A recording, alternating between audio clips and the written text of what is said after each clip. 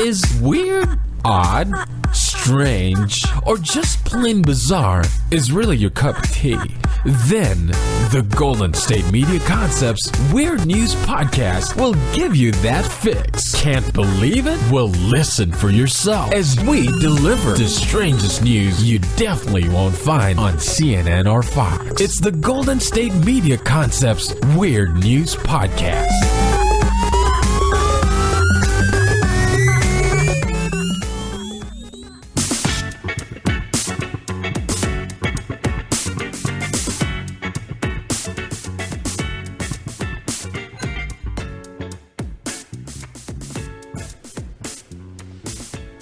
Hello and welcome to the GSMC Weird News Podcast, brought to you by the GSMC Podcast Network.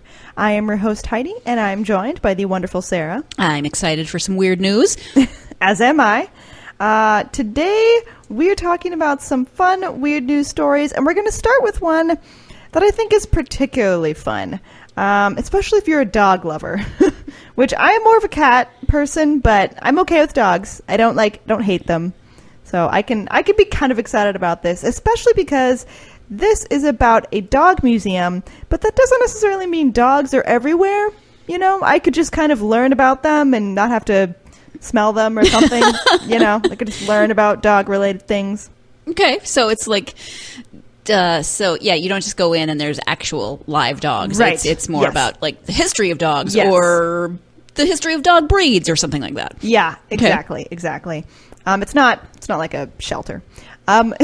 This is specifically the American Kennel Club Museum of the Dog, which has reopened in New York City, and it spent decades at a different location, but it has moved to Park Avenue in Midtown Manhattan. Ooh. So I guess it's just a sounds fancy. Fancier location. Yeah. And the museum's collection includes a terracotta dog paw print that dates back to the Roman Empire, a dog-pulled cart from the Victorian era, an extensive array of canine fine art, amongst many other dog-related things. Are we talking about canine fine art like dogs playing poker or art created by dogs? Like dogs playing poker. Okay, just checking. There might be art created by dogs. I'm not sure. I wouldn't be surprised. I know there's like art created by elephants and stuff. I'm sure and like horses. So I'm sure there's other. I'm sure there's a dog artist out there somewhere. Sure. If not, I'm sure there will be. It's not my soon. Dogs. They're not creative that way. You never know. It might be hidden talent. That's true. I've never actually tested them on this. You know, like given them a paintbrush and said, "Go for it." Yeah, I mean, sometimes animals will paint if you just they just put paint on their feet or whatever and just have them move around, which I feel like is kind of cheating. Yeah, a little bit. You know. Yeah. I could do that. But I was just going to say I could do that. Yeah, it's just hand painting, finger painting. Paw painting. Paw painting. Also, there are, in the canine fine art area, there are painted dogs like Millie Bush, who belonged to former President George W. Bush. And many paintings like this, amongst others, adorn the wall, and they show just how prominent the beloved dog can be. The museum also incorporates other modern touches. There is an interactive kiosk for visitors to match their facial features to a dog breed. So that's a slightly different take on, dogs and owners starting to look alike. Yes. You can find out what kind of breed you should get in order to facilitate that looking in order alike. to just become one. Yeah. You can also swipe on their screens and learn about the AKC's 193 recognized breeds.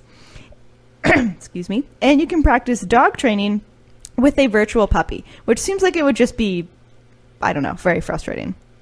Because I can't even imagine how difficult that would be to train a dog.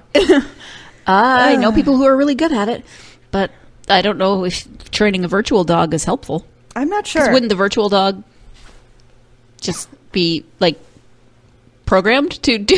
I don't know. Is it programmed to not listen to you? Is it programmed to... I'm not sure. I mean, I've done there used to be, when I was young, there used to be like different Barbie animal-related computer games. Nice.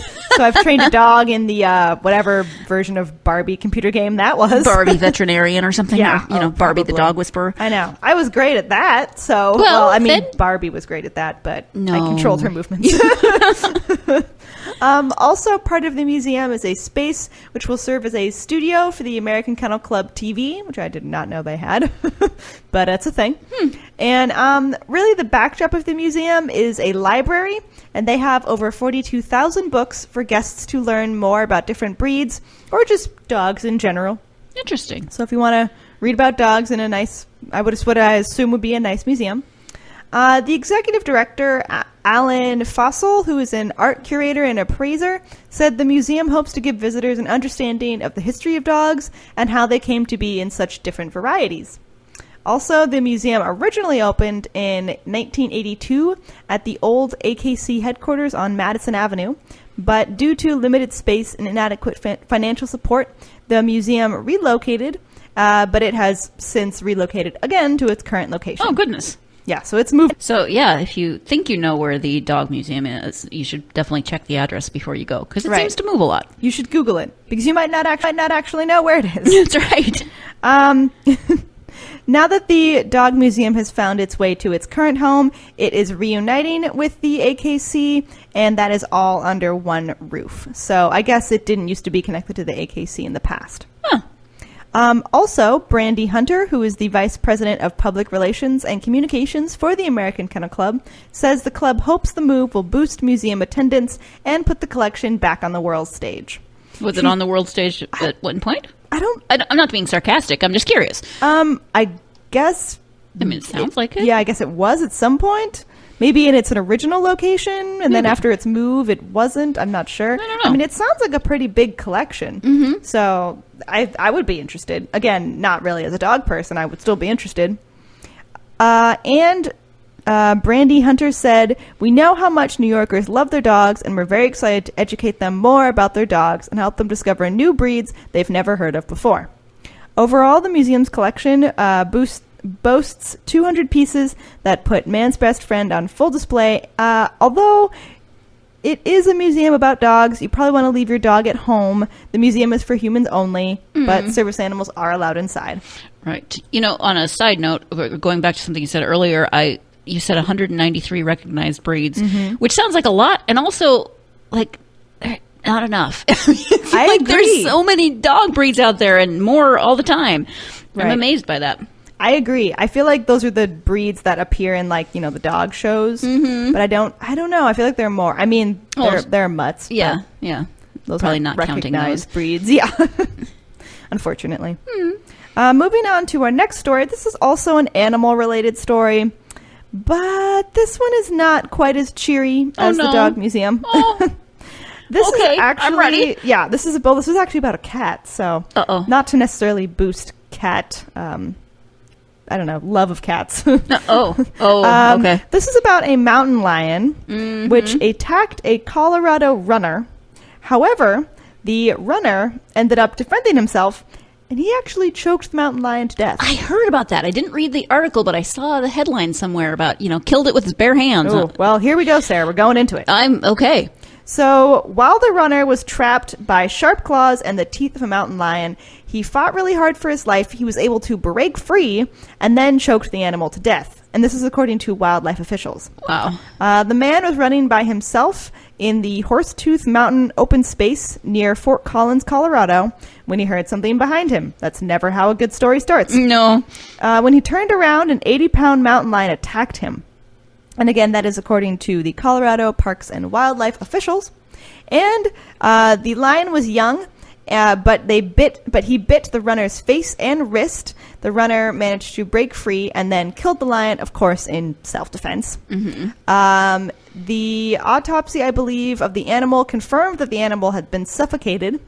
And the lion was apparently less than a year old. And he also tested negative for rabies, which is very good for the runner. So that's it's a pretty young lion. I'm not sure how that compares in size. I mean, I'm sure it's smaller than like a full-grown lion, but I don't know how big that would be I don't know. Any mountain lion of any size would be absolutely terrifying. Yes. I would never want to run across that. I also don't think I would successfully suffocate a lion. Sorry, run across that. That was a nice. Thank you. That was a Thank nice you. pun. Good job. Speaking of running, the runner did everything he could to save his life. And according to the Colorado Parks and Wildlife Regional Manager, in the event of a lion attack, you need to do anything in your power to fight back, just as this gentleman did. The runner did suffer serious injuries. He was taken to a hospital, but since then he has been released. So good for him. Okay, so he's going to be okay. Yes, thankfully. The mountain lion, not so much. Yeah, no, mountain lion's not coming back. If it does, yee. Oof, he would definitely Zombie be haunted. mountain lion. Oh, that would be really bad. Yeah. That's a different show. That's That's a different podcast. Yeah, right. I'll have to start the zombie podcast. Just find a bunch of zombie-related stories. The trails at Horsetooth Mountain open space were closed to the public after the rangers encountered more mountain lion activity in the area. The rangers will be reassessing the safety of the trails, of course, after this incident. And mountain lion attacks are not common in Colorado. It is unfortunate that lions' hunting instincts were triggered by the runner, and that's according to the wildlife manager for Colorado Parks and Wildlife. And the manager continued, this could have been a very different outcome. Mm-hmm. Yes, Yeah. it definitely can. And we're going to take a quick break before we continue about the mountain lion attack and the, I guess, the heroic defense by the runner.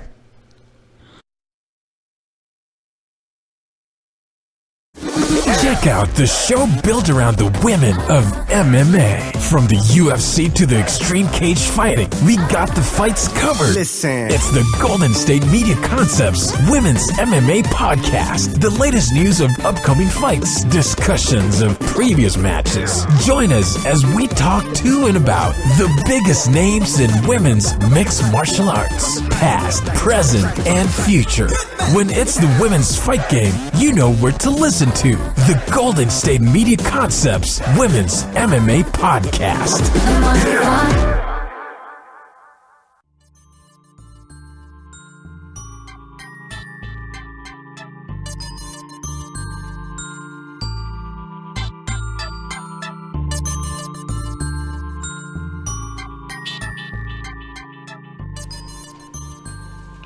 Welcome back to the Weird News Podcast. Is it really welcome back when we're talking about, like, welcome back to the podcast? Please of enter. death. Let me tell you my tales.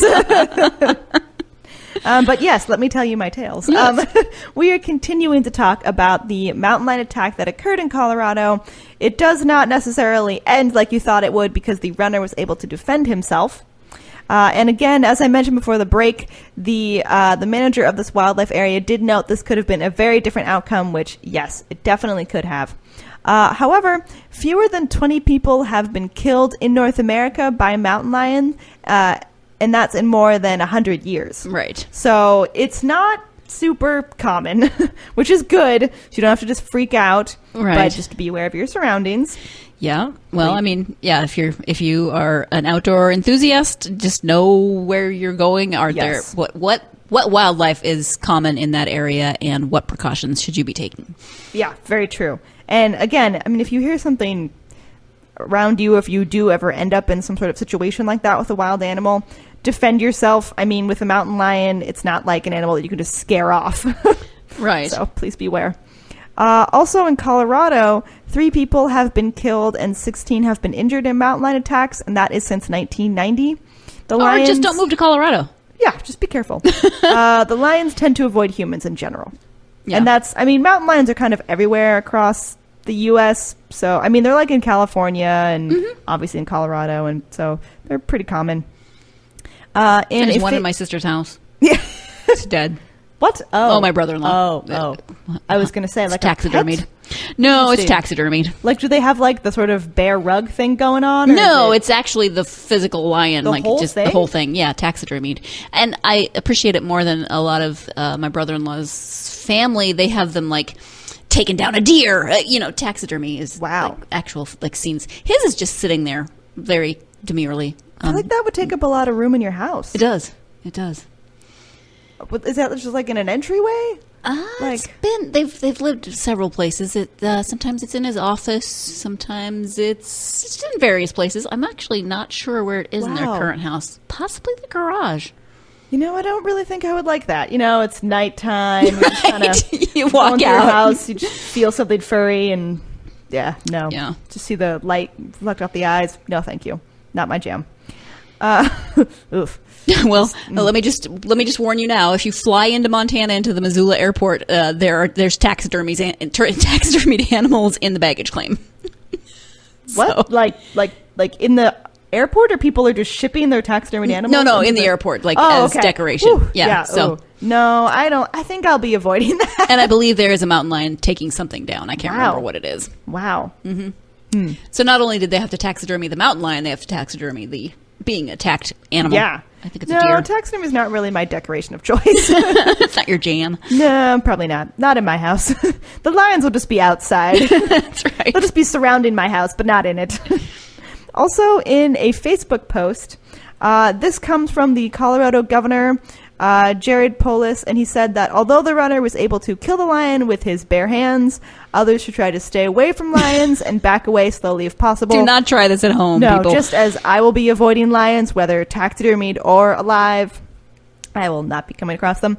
And the Colorado governor also added, in a joke, don't mess with Colorado trail runners. Yeah.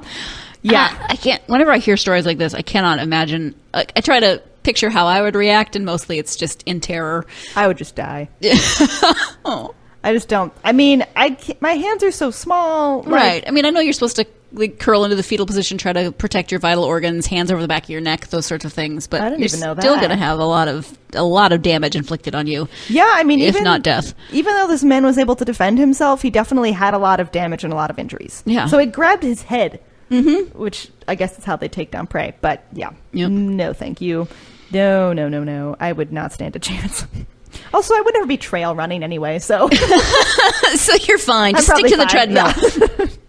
Okay, moving on to our next story where I'm not going to die by lion. What are you going to die by this time? Well, actually, this is a really interesting story, not about someone dying, but about a law in Canada that before being scrapped was used to charge someone. This is about a woman who was charged with witchcraft days before Canada scrapped an old law.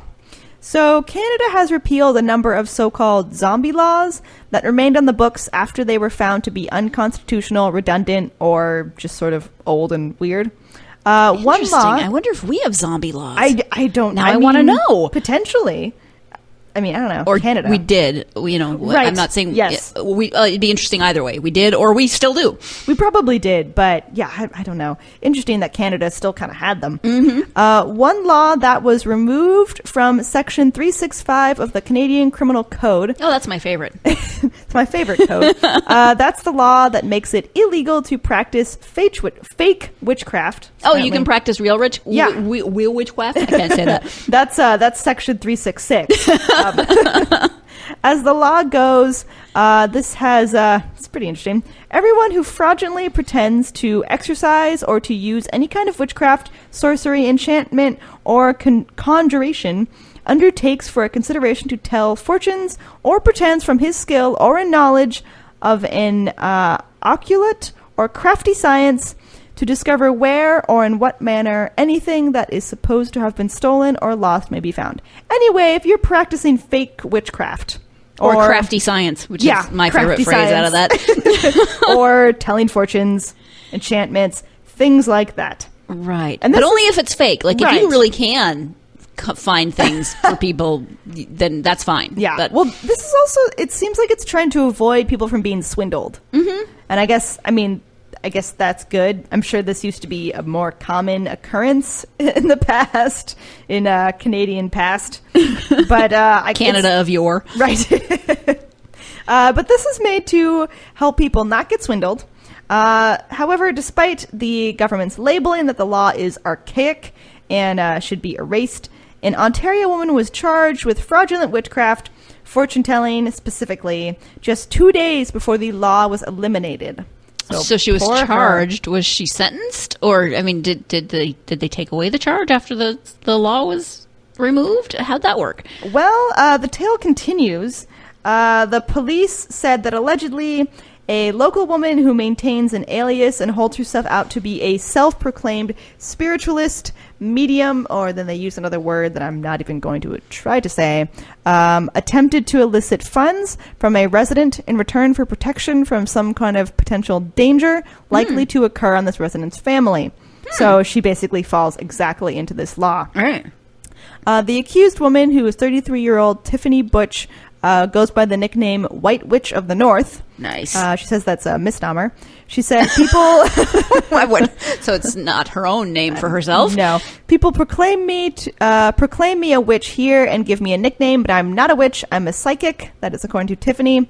So, I mean, I guess she's a psychic, so... She's not the Witch of the North, but whatever, maybe the Psychic of the North.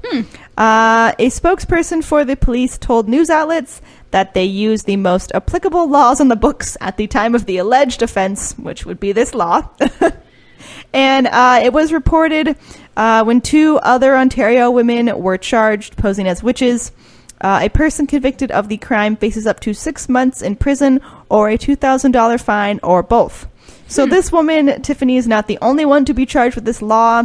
Again, other people have been charged, specifically 2 other Ontario women. What's going on in Ontario? I don't know. Just a place for psychics. I'm not sure. Fraudulent psychics. Right, fraudulent psychics. And the law has been in Canada since 1892. It was originally a British statute from 1735 that then repealed an earlier British law classifying witchcraft as a felony after centuries of witch hunts in modern Europe. So I guess it's not trying to say that witchcraft is outlawed, since there were witchcraft, hunts for witches and everything, but saying if you do it to swindle people, then it's bad. Right. So I guess maybe at the time that was like revolutionary. Right. And we'll just fine you and jail you instead of burning you or right, exactly. Tying your thumbs to your toes and throwing you in a lake. It'll be a different kind of it's a slightly different number code, but they'll still be going after you. That's just interesting that 2 days before. I know. That's bad timing. But also just interesting that there was even a case, and then I don't know. I'm just weird multiple news. cases, I guess. Yeah. The law remained unchanged in Canada over the centuries, but for the addition of the word fraudulently, which was added in the 1950s. Interesting. Also, when I read this article, from that time, Tiffany Butch has been summoned to appear in court. The news reports... Sorry. Not fraudulently. The news reports that she denies the allegations and believes she was framed by other psychics. Oh, no. Of course. Nice. The other ones that are coming after her. If she's psychic, shouldn't she have seen that coming? Yeah. I mean, I guess if that's true, she really was swindling them, because she wouldn't have helped that family much at all. Right. But I wonder if she'll go to court and then just it'll be like another witch hunt. She'll just accuse other psychics of being fraudulent and taking other people's money. I'm not sure. I feel like this could snowball very quickly. Also, can you be charged with something after the law has been removed? Yeah, I don't know. I mean, she was charged with it before the law was removed. But then it's no longer Could you be convicted of it? I don't know. I'm not sure. We'd have to talk to a Canadian lawyer. We can find one of those somewhere. I'm sure. The internet has everything these days. Maybe Amazon. Who knows? I'd like to order a Canadian lawyer, please. Maybe I'll have to follow up with this story and see if there's any conclusion. But since my time of reading this, she has been summoned to appear in court. Yes, summoned. Sorry, I don't get out much. And with that bad joke, we'll be taking a break.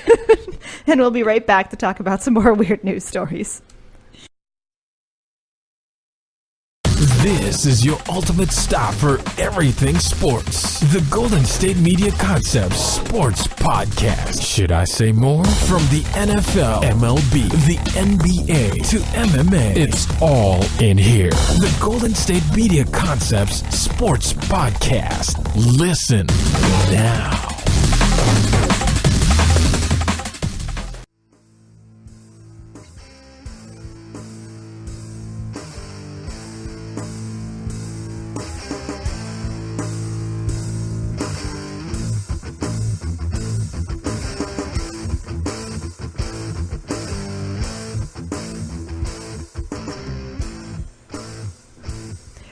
Welcome back to the Weird News Podcast. We are continuing on with our weird news stories. This one is, this is just funny. This is about a grandma who fought off attackers with a child scooter. Oh, okay. Yeah. Like a razor scooter or like a, like what? They didn't say, they just said child scooter. 'Cause that could be, like I'm picturing there's a difference between a teenager's scooter and a 3-year-old scooter. Right, yeah. I mean, as opposed to like the ones that have 3 wheels for little kids. Right, yeah. And it's not like the really popular ones that we see on the streets now that you can rent. Right. I forget what those are called, like the bird scooters or... I'm not I don't sure know. what they're called. Some popular brand. Not the ones that you rent, but I believe just her child's scooter. At any rate, go grandma. I know, seriously. So police say that a Texas woman used her granddaughter's scooter. I know. We're not doing Florida man, so we're going to do Texas woman. To defend herself against a pair of machete-wielding men. Oh, a pair? Yes. Dang, go and grandma. They were wearing clown masks. Oh, geez. Which is even more frightening. Stop it, people. I know. Do you remember the clown scares? Yes, a couple that years. Was terrible. Was that a year ago? 2 years ago? I feel like it happened twice. Actually, might have been. Well, I think it's happened like multiple times over the decades. True. Yeah, like there was the clown scare of the '80s, and there was, but along with disco and the clown scares, I remember that. Oh yeah, those were terrible times. Well, I hope they're not just masks, so they weren't. I'm just. They don't know that. Sorry. Just going off of what I hear. History has taught me anything. The clown scares of the 80s. Everyone knows that, Sarah. I didn't have to be there. Oh, goodness. We're a little loopy. Anyway, clown masks, clown scares, very frightening. But they were only wearing masks, so they weren't fully clothed as clowns, which is, I guess, slightly more encouraging. Still terrible, though. And they were wielding machetes, which is awful. That's all, yeah. And so what happened? They had machetes, they were wearing clown masks, and they were trying to rob this woman and her husband.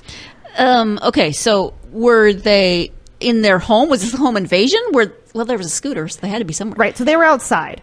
Okay. And so I guess outside near scooters. What were they trying to take? I guess they were just trying to take, their wallets. This doesn't seem... Trying to figure out how well planned this was. I mean, it doesn't seem super well planned. They had masks and machetes.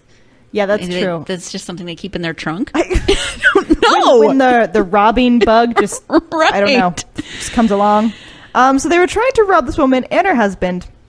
And the woman's name is Aretha Cardinal, and her husband is Joseph Nelson. And they were in the driveway of their home, and that's when the masked men approached them, and then they placed a machete up to Nelson's throat. So this is her husband. Mm-hmm. So they had him with the machete to his throat, and then authorities say that Nelson was able to wrestle himself away from the machete, and he was able to take the machete out of the man's hand, while Cardinal, the grandma, grabbed the child's scooter that was nearby in the driveway, and she used it to strike the other man. So they were like... He was taking on the one guy with the machete, and then she took on the other guy with the scooter. Good, yeah. Which is, hey, I mean, that's anything can be a weapon, goals. I guess. Yeah, very impressive. The men, this just gets better.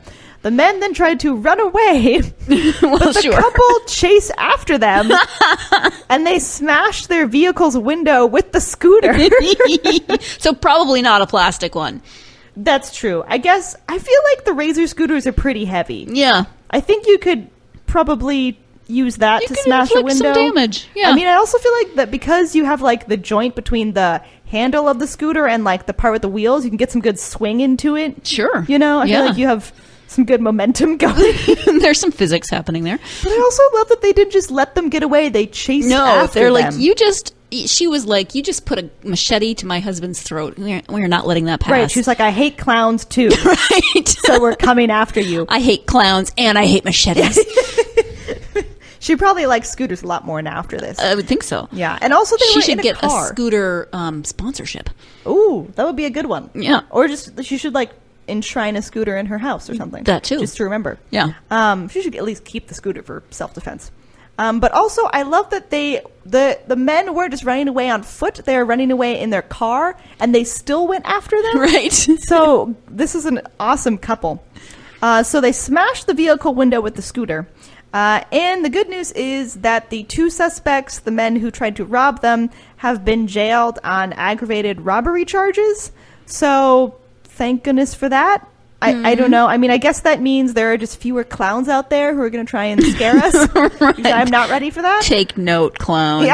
Yeah, you remember. I have a scooter by my bedside, right. So don't you dare come inside. You know how some people keep bats in their bedroom or baseball bats, not like flapping bats. I keep a really heavy scooter razor. There's a scooter right by my bedside. And I know how to use it. I've read this story. I know how it's done. Awesome. And hopefully these suspects, these men never try to rob someone again, at least not a heavily armed grandma. Yeah. So good for this couple. I am really glad they deterred these robbers. And I'm just encouraged that if something happens to me, I can fight it off. Maybe not a mountain lion, because I don't think I stand a chance, but maybe men in clown masks. If there's a scooter nearby, I might stand the chance. You know, maybe if there was a scooter in the wild with the mountain lion, maybe I would be able to fight it off, or at least scooter away. I think that's a better plan. Yeah, probably. Scooter away, Heidi. Scooter away. Yeah, with my size, that's definitely the better plan. And that brings us to the end of the episode. Thank you so much for listening, and please tune in to the next Weird News podcast.